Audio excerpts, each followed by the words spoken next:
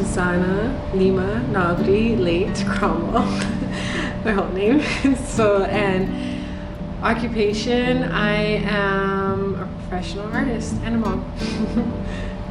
And then my hobbies are, besides art, hiking, looking for shells underwater, and playing with kids, talking to friends, thrift store shopping.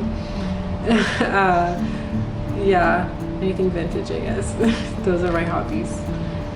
The show is called Natural Comforts, and the show was supposed to be earlier, and it was supposed to be a punchy, bright, aloha print and vibrant fluorescence and all of that flower power kind of feeling show, and color means a lot to me, so I always start with color, with the palette. So when live on Maui, and June offered to postpone, which was great, because I was like, yeah, I'm not making art, to be honest, so I'm definitely not going to make the deadline. My home is there, but it just felt sad, and friends lost their home or lost work or lost their art or lost everything. It just felt like I can just go back to work the next day. I think in the beginning there's so much being on my phone, and first for informational reasons, first for survival of others or myself, and that became, I think it turned into staring at traumatic videos over and over again. And there just came a time where I felt like instead of it, I wanted that for empathy, but then I think it came to a time where it was no longer, it was immobilizing. So, and I just thought, instead of feeling guilty for being a survivor, I feel blessed and feel like you're now in a position to help people. So how are you going to do that? And there's no reason to sit in bed traumatizing myself, and making myself irrelevant to someone else that needs it. So, and at first I was like, helping, buying groceries, whatever it is. And then after a while it just felt heavy, too heavy, still helping, but heavy. So, yeah, and besides that, art is work for me. So came a time I was like, okay, we're dry now, money, and it gets hard to help also when that happens. And there's a deadline coming up, and so I need to make something, and so start somewhere. So I was in a car waiting for my kids to get out of football, and that's a 2-hour practice. So I just looked around and picked up this like little kid pencil, a book, and a printout, flipped it over, and then dug through my shell collection and found a clam. And I thought, oh, clam, I've never done that before. And I think I look for all the flashy shells, and when I'm underwater I'm looking for cones and marble cones and everything, and sometimes I don't even pick up the clams. And I just picked it up, and I just thought, man, as soon as I started drawing, it's like, it's actually, the simplicity is actually what's so beautiful, and it's the things that you take for granted. And I just thought of the symbolism in that, of it's the simple things you don't notice that you take for granted. Yeah, the shell actually came from a beach in Lahaina, and I just thought of, I guess that's where we always went for dates or for family outings, and that's where my husband went to elementary school, and so it's just for a short period. And I just thought, man, I just miss those little random things, and the things that you don't notice. And I thought, a clamshell, it's simple and it's beautiful, and it's not going to solve anyone's problems, but it's not going to be hurtful either. So I thought, I felt like if I needed to draw again, I had to cure someone's pain, and I thought, no, it's okay to feel pain. This is sad, and people lost homes, and people lost friends, and it's okay if everyone's sad. It's okay for me to be sad. It's very okay for someone who lost everything to be sad. I'm not going to try to fix that.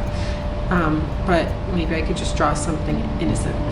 So the clamshell felt innocent. And so I started drawing, and very quickly turned into like a poem, and then the drawing just, I realized, helped me too. And it's like, well, it might not heal the world, but I feel like I'm doing something comforting, and it's natural. It's not scrolling on my phone for better news, because the better news didn't feel like it was coming, and I think that's what I was looking for all the time. And it's not, but it's just clean fun. Clean, natural comfort. Fun isn't even the word. So yeah, so that's where it started. That I have a small version of the shell, and that was the first one, and it started as a pencil drawing. I traced my pencil drawing and then turned it into a block. I transferred to a block, and that's where this piece came from. So this piece is called Simple Joys, and that's the first of all of them. And the more I printed and then layered and turned them around, I started to just see, gosh, the beauty is in that simpleness, and the overlooked simple beauty, that it really meant something. So that was the first. And from there, all the other pieces came. There came the palette and the theme and the story, and this all of them in this series are either things that bring me comfort or a prayer for the future, for comfort and peace and normalcy.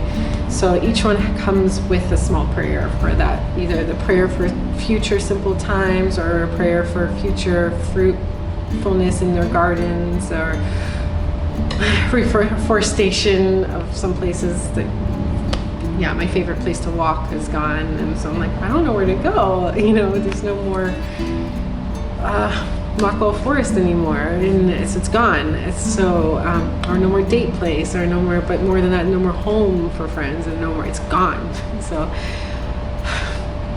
yeah, so and just, you know, and I've been here for 16, and some people have been here for generations and lived here in generational homes, and that's gone, and I just can't put my brain that far.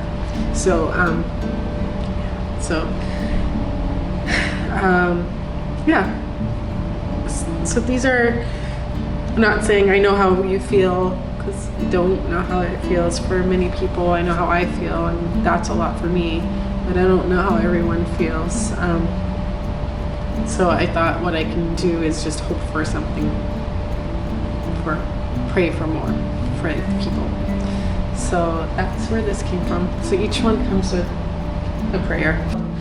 That one is called Rattan Rambles, and that is just sitting on your friend's old vintage rattan chair, and just how the conversations just go rambling, and it's you and your friend on this old chair you thrifted together, or your neighbor, and just rambling, and the rattan is woven together, much like conversation, where it doesn't really make sense. And actually, even in that rattan, if you look closely, there's some disorder where I took the strip out and put it back, almost like it was repaired rattan and recaned furniture. So you see the mistakes, and that's kind of how conversations go, where it's like, we were going this direction, but now we're going this direction, you know. So that's why it's called Rattan Rambles. And then I have Simple Joys. Simple Joys is that clamshell that you don't collect, and but then when you look again, you realize how beautiful it is, and it's not the flashy shell, it's that simple shell that has just memories that you would miss if you don't have them anymore. So the Simple Joys is an ode to the things that you overlook but you love, and the simple beauties, and then also a prayer for simpler times to come, just like the rattan pieces for those conversations in your neighbors. I pray for it, laying in a neighbor's home, for people in Lahaina, that they can go and kick their feet up in their home and have rambling conversations again with friends. And then, yeah, simple joys, simple times to come. Again, the things that maybe we're taking for granted that just feel so special, and that they will be back. Again, sweet up country ohia honey. There's little bees in there if you look closely, little honey bees. The farm right next door is gone. It's kind of sad because one of my favorite forests isn't a native forest, it's a pine forest up there to walk around, and I know that they won't put that back, they're old trees. But then I thought, well, you know, maybe instead of mourning the loss of this pine forest, you could just look forward to maybe the reforestation of native plants and native trees, and ohia does well up there. And so I just was trying to imagine a new forest, and so and maybe a forest that brings back old birds yeah. So the ohia is for upcountry. Ohia is also a symbol of resilience. It's one of the first trees to come back. It can survive fire. It can survive. So I wanted it as a symbol of resilience for upcountry, where you can find ohia trees, and just the sweet time. So all of it is in honey tones and kind of the color of memory. Lahaina was once full of ulu trees, and it was known for its shaded groves of ulu tree, and Lahaina's a hot place, and I know it takes more water, so I just imagine water back in Lahaina, and people being able to grow sustaining foods again there, and that it could be a grove. And I know of Hawaiians and local people who are preparing their ulu for their future garden. So this is the piece when I started writing it, making it. There's a smaller version too. This one's called Ulu Groves, and the smaller one is called it's called First of Many Harvests. So this prayer is for that day when people who have lost homes can come back and plant, and then when they can collect their first of many harvests for the future. So that's what that is. The next piece, the title has changed 10 times, and this one's like a whole sentence long. So the short title is Undulation. It was at one point called Tumbling with Seashells, and then I really wanted an image of the feeling that I get. It's my happy place, so I guess that one's for my comfort, where I find comfort. And it's underwater, when you can hear your breath when you're looking for shells through your mask, and you hear that breathing through your mask, and then you hear the jingling back and forth as the waves come and go, and you're hearing your breath and the jingling. And so undulation is that wave-like movement. So it's called undulation because of that wave-like breathing and shells moving back and forth, and where I find peace. The whole long title is The Undulation of Breath and Jingles, a Shell Diver's Song is the whole title. And I tried to change it, but I wrote it all over the back, so it's giant and big words in the back, and then I was like, too late. That it's a really long title. So the short title is Undulation. The long is the Undulation of Breath and Jingles, a Sea Diver's Song, or Shell Diver's Song is that's what that is. So that's, and you can see it just looks like it's tumbling. And if you love looking for shells, you know that if you hear that jingle, you go to it, and when you follow that jingle, there'll be a pocket of shells. So that's what that is. And you can see it's kind of whitewashed, and that's a lot like when you're looking for shells. It's there, and then it disappears, and it's there again, and it disappears. And then, you're like, if I stay here, it's going to roll back. I'm going to find it again. So you're holding your breath and staying down there so that it can roll in front of you again. You can grab it. So that's what that is. And then I have small versions of all the larger pieces. So that on the end there, you can see the ohia, the ulu, the lolu. The lolu actually don't have a larger piece. The lolu is called lolu standing tall. And that's there's some trees. There's some on the mountainside of Lahaina, and there's some here in Haleiwa. Those lolu was actually from a drawing that I drew from the Polu Gallery in Honolulu.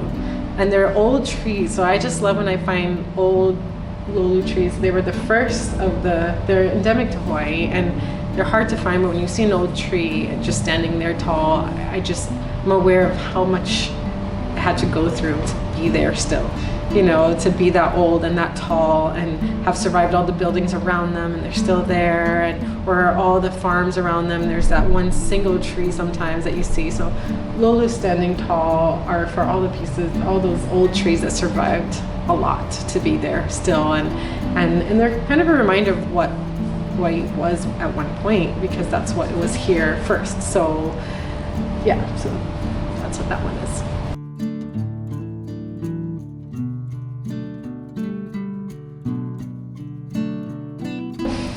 All of them I try to start with the actual subject.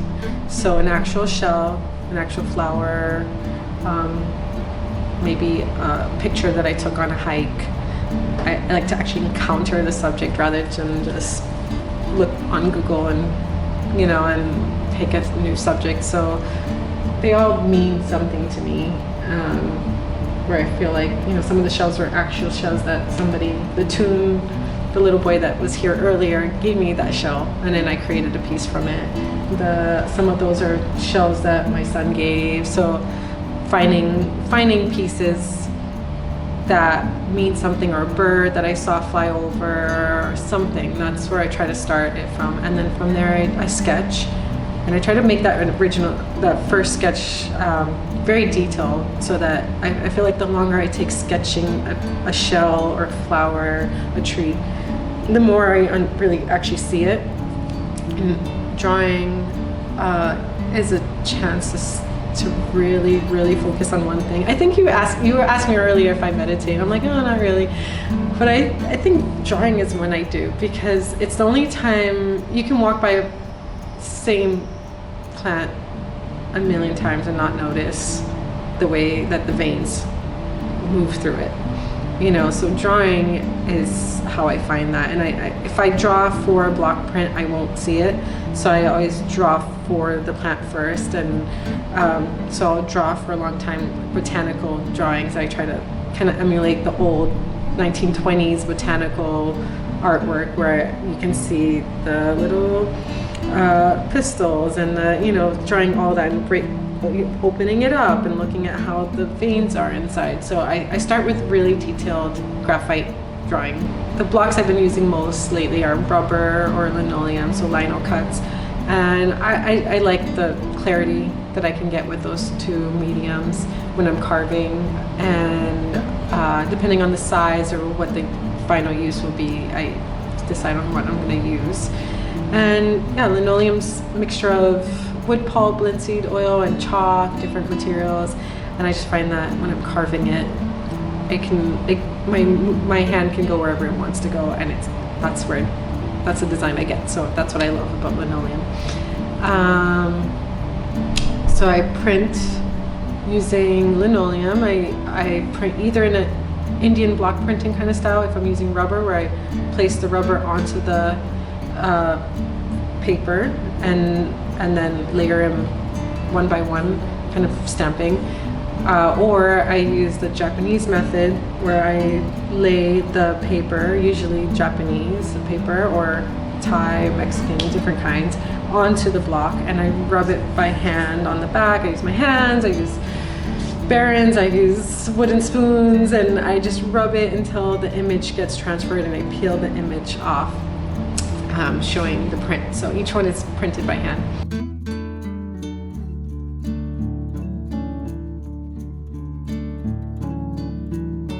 I really like folk art the best. So, and those aren't named people. I like Kuba cloths from Africa. My family's from Africa, so they were immigrants, and so I love the Kuba cloths from Africa and the stitching in that. I like sashiko from Japan. I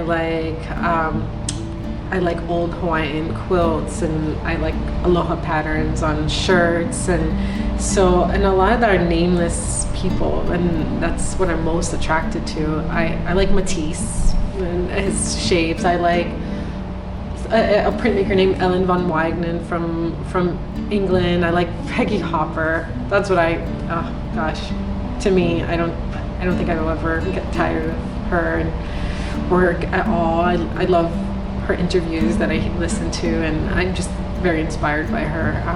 And I really like old 1920s botanical, historical drawings. So I have a lot of those books too that I find from when they would go to a new land and draw and bring it back to the king, or, you know, things like that, and for documentation before photographs and just to talk about a new plant that they discovered. So that's another thing I look at a lot. My favorite museum, well, when I was 14, I started working at a museum, and I worked there for 4 years as a teen docent, so teaching, talking about others' art. And so that museum, it was called Fuller Museum of Art, now it's called Fuller Craft Museum, because while I was there, it switched from more two-dimensional to three-dimensional and often useful art.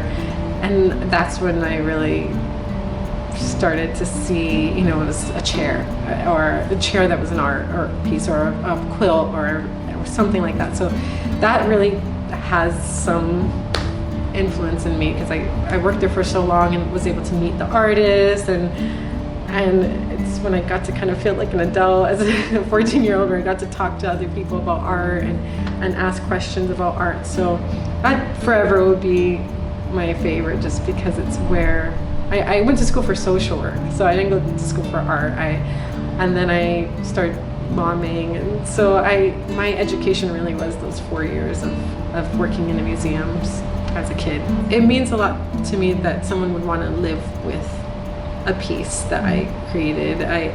It means a lot to create the piece to start with, but when that person attaches their feelings to that piece that I have had feelings put into, then it becomes a conversation, and it validates that conversation that I'm trying to have, because it means someone can hear it, and I know for me, for to want to live with something is a big deal. So when someone wants to live with a piece of art,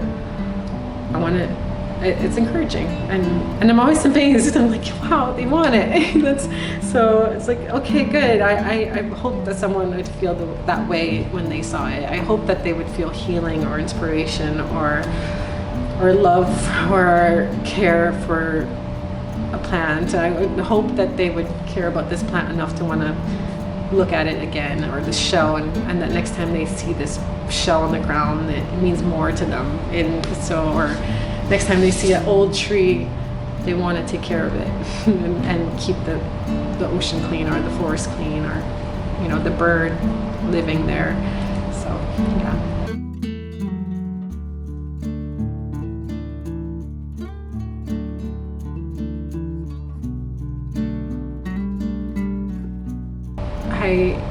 I didn't expect to have a fourth child.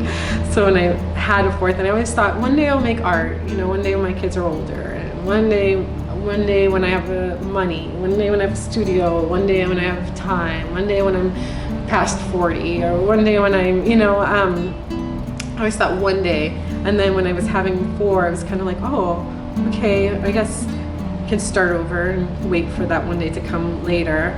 And then I broke down there was a night that I stayed up, and I felt like God said, whether or not you make art, I made you an artist.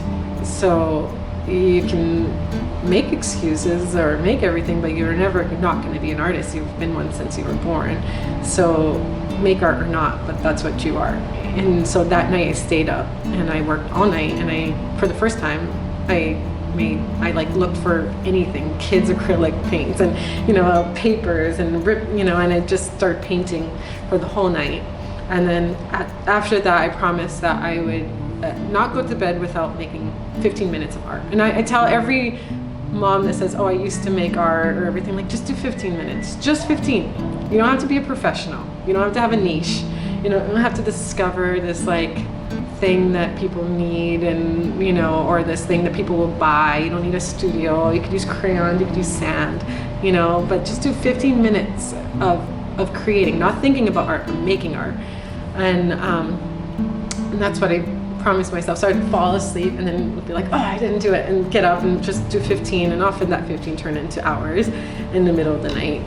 But that's when I would make art, is in the middle of the night after kids are sleeping and pregnant and everything. And then she was born, I would make art with sometimes an ergo on my thing and just start making it and turn off the light, go back to bed. And so, but that was a promise. and from there I was making stationery, selling them in shops, and then a friend said, can you make this bigger? And then so I made it bigger, and then I actually came here and showed my stationery, and they said, can you make more? Can you make it bigger? Can you make a series of art? So that was my first opportunity, was through Polu. They're the first that gave me a chance to imagine a whole exhibit and a whole show. So this is, gosh, I think it's 4th or 5th show here. And it's the first time that I tried to imagine a whole line of work and a whole story to tell. And so the first one was called Tide Pools to Mountaintops, and it started in the tide pools and went all the way to mountaintops, and it covered only native species and talked about each one. And then I had salts, I had paper quilts, so this has been an opportunity each year to grow and to kind of go in a new direction. So every time I make the show, I go in a new direction for the whole year. So it helps that I have a deadline and lots of things to make, because it forces me to have a new vision, and so it's been amazing, this opportunity.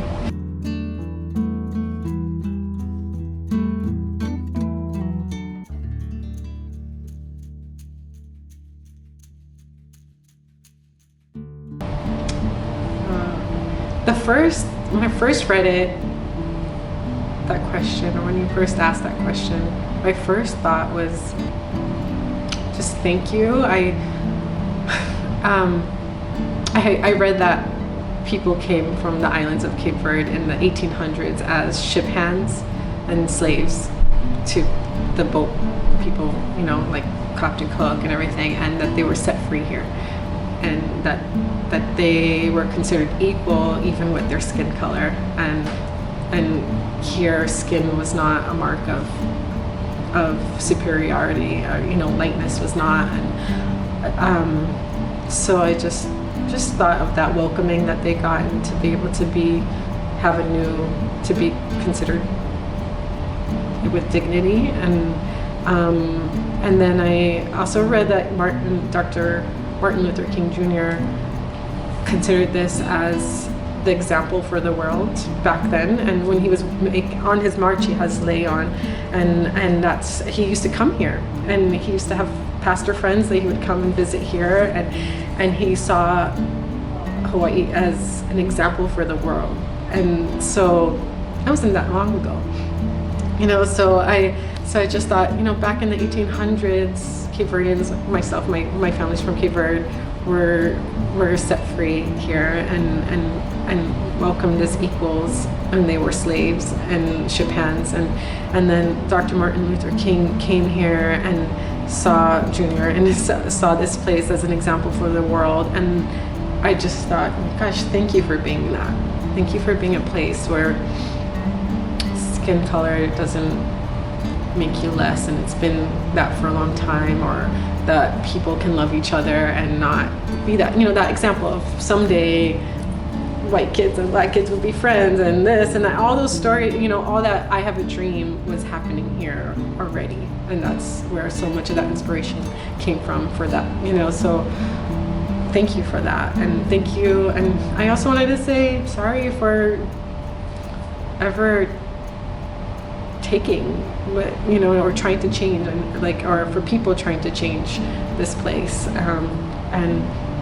or if I ever support any kind of system that does, I don't want to.